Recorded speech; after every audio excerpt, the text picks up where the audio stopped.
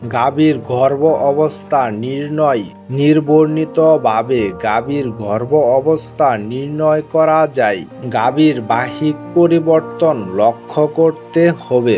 গর্ভবতী গাভীর স্টেজ চক্র বন্ধ থাকবে, অর্থাৎ গাভী ডাকে আসবে না। গাভীটি ষাঁড়কে এড়িয়ে চলবে এবং ষাঁড় ও গাভীর কাছে আসবে না।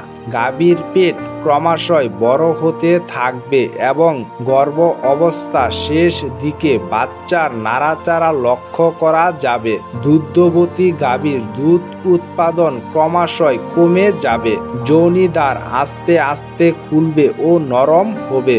বাচ্চা প্রসবের অল্প কিছুদিন পূর্বে উলান ঝুলে আসবে।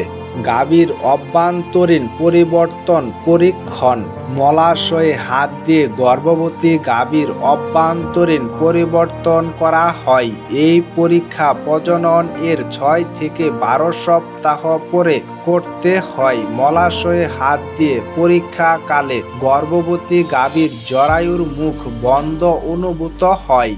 ডিম্বাশয়ে কর্পাস লুটিয়াম এর উপস্থিতি লক্ষ্য করা যাবে। জরায়ুর শিং-দ্বয়ের আকার এর অসমতা অনুভূত হয়। ডিম্বাশয়ে কর্পাস লুটিয়াম এর উপস্থিতি লক্ষ্য করা যাবে। জরায়ুর ধমনীর স্পন্দন অনুভূত হবে এবং গর্ভধারণকৃত শিং এর বৃদ্ধি বোঝা যাবে। জরায়ুর ধমনীর স্পন্দন অনুভূত হবে। বাচ্চা বড় হওয়ার সাথে সাথে উহা ক্রমশই পেটের দিকে নেমে আসবে এবং গর্ভ অবস্থা শেষ দিকে উদর গহ্বরে চলে আসবে। সতর্ক: গর্ভ অবস্থার নির্ণয় অতি সাবধানে করা উচিত। অসাবধানতায় গর্ভপাত এর সম্ভাবনা থাকে।